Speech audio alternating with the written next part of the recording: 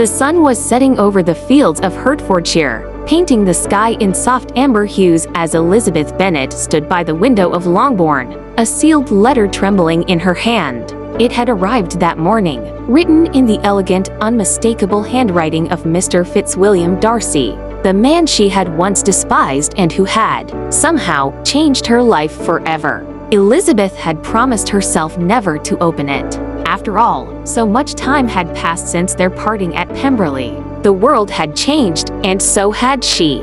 But pride, that old companion of both their hearts, whispered that the truth within those folded pages might undo her hard-won peace. Prejudice, however, urged her to leave the past buried. Yet as twilight deepened, curiosity proved stronger. She broke the seal.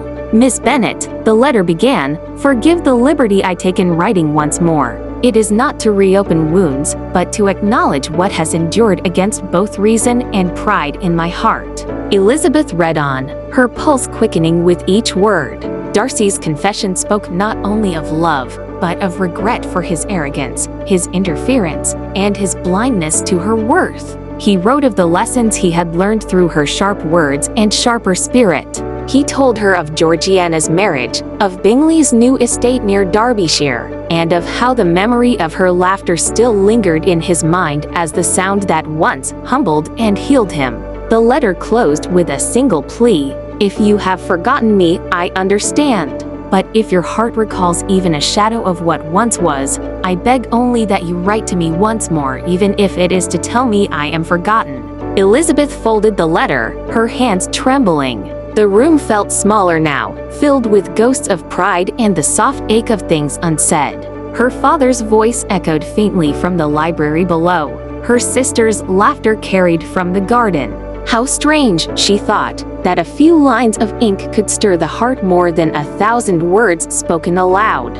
She remembered the first time they met, his proud silence, her defiant wit, the sparks that clashed between them like flint and steel.